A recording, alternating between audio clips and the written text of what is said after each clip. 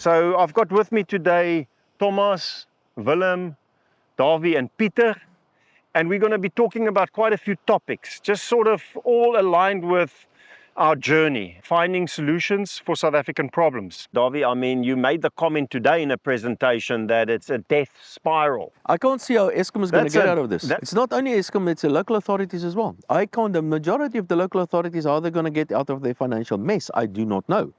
Because the local authorities, remember, the most important revenue source to most local authorities is actually electricity. They make a margin on electricity.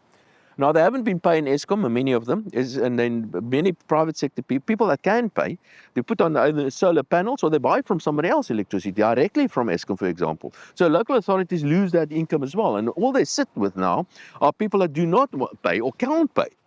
While the rest of the people that can pay, they've gone away. So the local authorities lose a very important source of revenue, and Eskom as well. How that's going to be fixed, I just do not know. I don't know. But Davie, you need to know.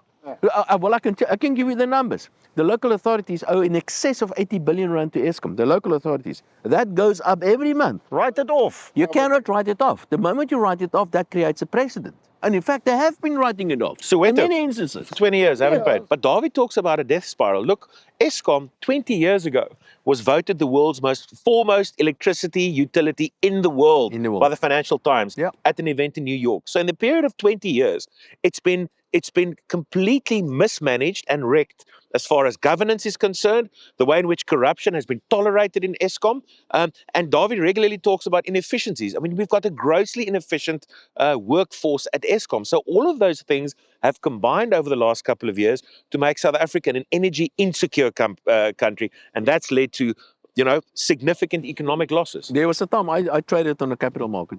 That's why I cut my teeth. And Eskom paper was at one stage trading. They could borrow money cheaper than the state. Eskom could borrow money cheaper, and that's unheard of.